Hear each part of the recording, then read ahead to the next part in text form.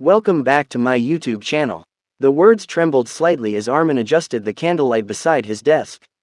Unlike his usual recordings, tonight he had chosen a different setting, an abandoned Victorian house on the edge of a forgotten town. The locals avoided it, whispering tales of strange sounds and unseen presences. Naturally, that made it perfect. Tonight's story, he continued, his voice echoing faintly against the high, cracked ceiling, is called The Whisper Behind the Wall. The flame flickered. A cold draft swept through the room, though the windows were tightly shut. Armin paused, glancing over his shoulder at the tall, decaying wall behind him. Its wallpaper hung in torn strips, revealing patches of darkened plaster beneath. He smiled nervously. Authenticity, he muttered, turning back to the camera. But just as he resumed speaking, a sound interrupted him. A whisper, soft, indistinct, yet unmistakably human. Armin froze. "Did you hear that?" Silence answered him. He stood up slowly, his chair creaking in protest. The house itself seemed to listen. Every movement felt amplified, as though the walls were aware of his presence. "Hello," he called out. Nothing. He approached the wall. It loomed before him, tall, cracked, and strangely cold. He hesitated, then pressed his ear against it. For a moment, there was nothing but the faint thud of his own heartbeat. Then, Armin, he stumbled backward, his breath catching in his throat. "No," he whispered. "That's not possible." The voice had known his name. A rational explanation formed in his mind, perhaps someone outside, perhaps a trick of acoustics. Yet the house stood alone for miles. He laughed, though the sound lacked conviction. "All right, this is good. Very good content." He grabbed his camera and pointed it toward the wall. "Ladies and gentlemen," he said, forcing composure, "it appears our story may be telling itself tonight." The whisper returned, closer. This time, the sound seemed to seep through the cracks, as though the wall itself spoke. Armin hesitated. Curiosity, however, proved stronger than fear.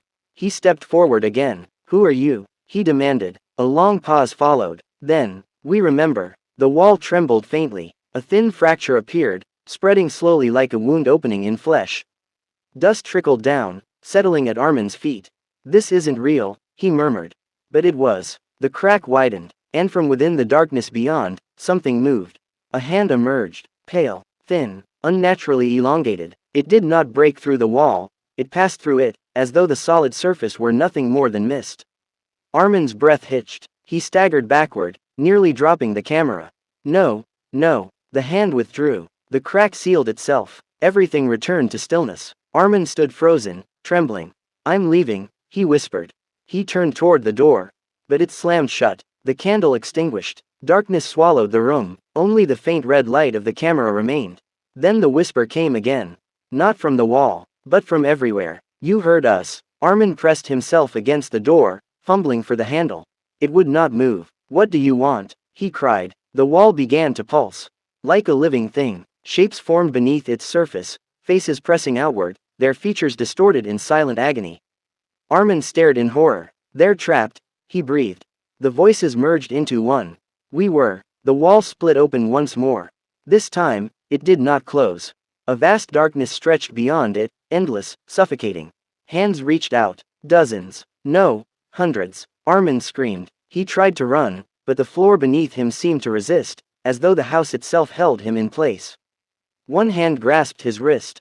Its touch was ice cold. He struggled, pulling back with all his strength. "Let go." More hands followed, gripping his arms, his legs, dragging him forward. "No, please." His voice echoed through the empty house, unanswered. The camera fell to the ground, its lens tilted upward. It captured everything. Armin's desperate struggle, the unnatural movement of the hands, the widening darkness within the wall. "Help me," he screamed, reaching toward the camera. For a moment, just a moment, it seemed as though he might break free. But then, the whispers grew louder. "Stay." The hands pulled him into the wall. His body disappeared into the darkness.